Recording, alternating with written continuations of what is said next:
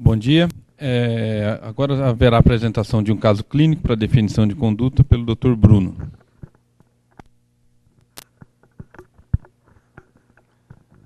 Bom dia, eu vou apresentar um caso do paciente que esteve internado até ontem na nossa enfermaria para a gente poder definir a conduta. Foi um caso que já foi discutido nas nossas reuniões lá na UCO e eu trouxe para a reunião para a gente poder pensar todo mundo junto e definir uma conduta para ele. Pode passar?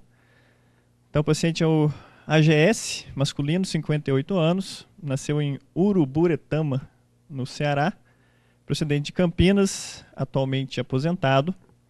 É um paciente que tem várias comorbidades, é hipertenso, diabético, já tendo evoluído com um quadro de nefropatia e uma neuropatia diabética. É ex-tabagista, carga tabágica de 80 anos maço, portador de DPLC já Gold 3 e também possui artrite reumatoide. Pode passar?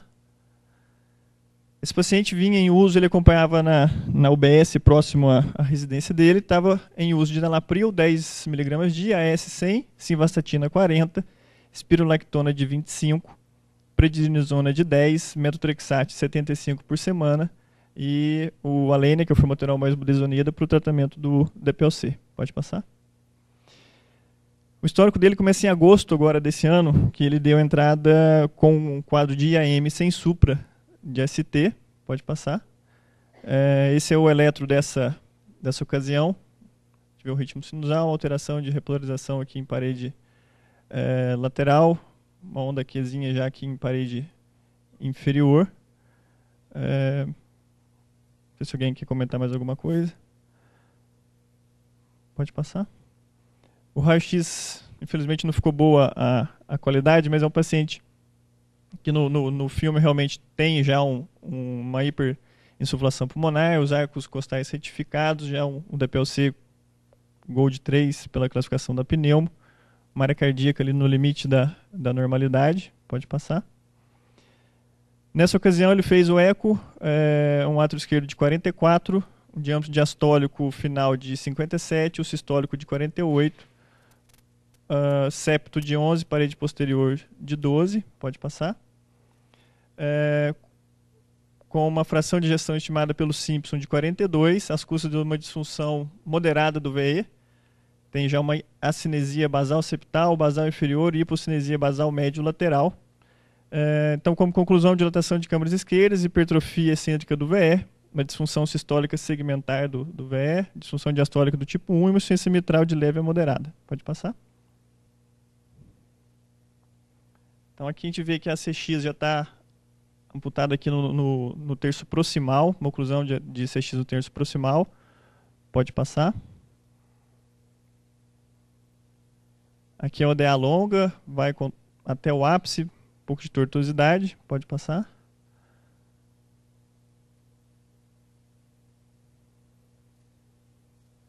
Tem uma do primeiro diagonal, pode passar, está melhor na outra. Ele deu aqui um primeiro diagonal precoce, pouco desenvolvido, e aqui o segundo diagonal, como obstrução, considerou cerca de 90% aqui no terço proximal do segundo ramo diagonal. Pode passar. Pode ir lá para CD agora, Gabi.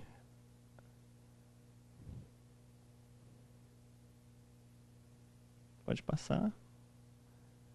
E aqui a coronária direita, uma obstrução de 90% no ósteo, como a obstrução foi considerada de 60% aqui em terço médio, com o ramo, se não me engano, o ramo VP ocluído. Pode passar. Aqui a oclusão do ramo VP. Pode passar. Pode fechar agora só a ventriculografia. Então esse paciente foi iniciado as medidas para o IAM sem supra, ficou internado na UCO, depois foi para a nossa enfermaria, teve uma boa evolução clínica, foi discutido com a equipe da cardíaca e optou-se por alta hospitalar, encaminhar esse paciente para o ambulatório e a gente programar a cirurgia de revascularização ambulatorialmente. Pode passar. Em setembro, esse paciente voltou ao nosso PS com um novo quadro de angina instável, não houve positivação dos marcadores de necrose. Ele apresentou mais uma vez uma boa evolução clínica, foram otimizadas as medicações, esse paciente recebeu alta novamente. Em setembro ele passou comigo, no finalzinho de setembro, na consulta ambulatorial. Ele referia que a dispneia estava piorando progressivamente, coisas que ele conseguia fazer anteriormente ele já não estava conseguindo mais. E a dor torácica começou a ser cada vez mais frequente agora aos moderados esforços. Antes era aos grandes esforços. Pode passar. E eis que agora, no começo de outubro, ele teve uma nova internação, também por outro episódio de angina instável, sem positivação de marcadores. O eletro não se alterou em relação ao primeiro. E ficou internado aí com a gente, mais uma vez, para a gente definir a conduta. Pode passar? Os exames desse paciente agora nessa última internação, HB de 14,5, OHT de 45,3, creatinina de 1,33, que dá um clearance de 62,5, ureia de 34, a glicose 165, HB-Gli de 9,9, microalb de 110, VHS e PCR aumentados, colesterol 240, o LDL de 145, com triglicérides de 344. Pode passar?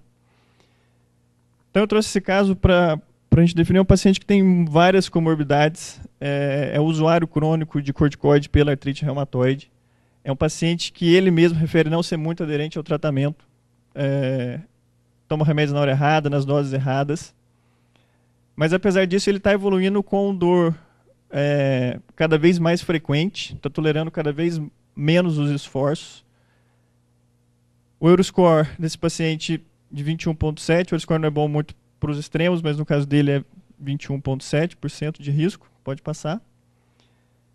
Então, a nossa dúvida era a seguinte: é um paciente que está tendo uma piora progressiva do quadro anginoso, mas é um paciente que tem vários fatores de risco, o usuário crônico de diversas medicações. E a questão social também é bastante dificultosa pelo fato dele não ter família em Campinas. Ele mora nos fundos da casa de uma senhora, que aluga o quarto para ele, e o pessoal do posto dá um auxílio. A Mariana até conversou com o pessoal do posto, a enfermeira assistente social, para ver se teria condição deles continuarem o acompanhamento na domiciliar caso esse paciente seja operado. Então, eu trouxe para a gente poder definir isso. Pode passar o próximo? Se a gente, diante disso tudo, se a gente opta pela cirurgia ou se vamos manter o tratamento conservador, apesar do paciente já estar com tudo otimizado e não estar respondendo muito bem as medicações. Andrei. Bom, se a gente esquecesse um pouquinho esses últimos 3 slides seus, seria fácil. É um paciente que muito maltratado clinicamente, esse é o paciente que não serviria por cura, de um paciente que está com LDL de 140, triglicérides aumentado, está com diabetes descompensado, está com sobrepeso, DPOC provável por um tabagismo, quanto mais. Esse paciente fez tudo errado do ponto de vista clínico, então isso daí não é uma falência clínica. Normalmente, esse paciente sai com 10% dos enxertos fechados de sala por complicações relacionadas ao procedimento. Isso varia de 6% a 10% e tem um grande relato de casos da Mayo Clinic, com avaliação um ano após, que eles chegam a 14%, se não me falha a memória, desses enxertos fechados. Isso pacientes bem tratados clinicamente. Quando você pega então uma safena ou uma mamária de um paciente que está vivendo em altíssimo grau de insulto endotelial, intimal, uma artéria que está complicada, e você coloca nessa situação de enxerto, e é muito provável que ultrapasse esses 10%, 14% em um ano. Então a chance do tratamento cirúrgico entrar em falência é bastante grande também. Por que não então angioplastar as lesões que parecem ser mais críticas? A angioplastia nesse paciente que tem artérias que não são muito grandes, são estreitas, e que é diabético, e que tem tudo isso que a gente já comentou, a chance de restenose é altíssima. Então a gente está falando talvez de uma coisa em torno de 60% de chance de restenose. Colocar um stent farmacológico nesse paciente complica muito mais, porque você vai ter um paciente que não vai aderir à dupla antiagregação plaquetária, então ele vai ter trombose. Então não me parece que esse caso tem grandes opções de tratamento, independente da condição social. Se colocarmos a condição social, há que se pesar se a gente vai tratar ele para a gente se sentir mais confortável ou para o doente ter uma evolução diferenciada. Eu acho que, antes de mais nada, se tem uma tentativa a ser feita por ele, é uma tentativa aí com apoio psicoterápico, de serviço social, de curto, médio prazo, de tentar corrigir clinicamente ele, dar uma condição clínica para ele, para então pensar em fazer um procedimento cirúrgico. Quem mais quer dar opinião? Nakarato. Eu acho que, infelizmente, a gente não tem muito a oferecer tentando indicar uma cirurgia para ele. Ele não vai fazer nada certo, não vai corrigir. Me parece que a evolução dele, se ele não morrer na cirurgia, a evolução vai ser muito ruim. Eu tentaria otimizar o tratamento, já foi tentado diversas vezes, e no fim a gente não tem nem quem consolar, porque se ele morrer, ele não tem nem familiares perto. Então eu indicaria tratamento clínico e, enfim, tentar melhorar o fim da vida dele. Quem tem outra opinião? Eu acho que esse é um dos maiores dilemas que a gente tem. Se nós fôssemos tratar só o coração, o André falou muito bem, é simples. Tria arterial com sintoma, artérias revascularizáveis, então está resolvido. O caso foi muito bem apresentado e só faltaria para completar as informações, se fosse possível, dar o score do Syntax também, para que a gente soubesse se ele tem um Syntax baixo, Syntax baixo e médio, você pode optar pela intervenção percutânea ou pela cirurgia. Syntax alto, a cirurgia ganha. Como ele é um paciente diabético, a cirurgia vai ganhar sempre. Então isso estava fácil, a discussão era muito mais de revisão de literatura do que qualquer outra coisa. Mas infelizmente o doente não lê o livro. E esse doente não se trata, ele não toma medicação. Ele não toma medicação não é porque ele não quer, é porque a condição social dele viver é desfavorável. Ele mora sozinho, num quarto de fundo, sem ninguém para cuidar, para estimular, para fazer.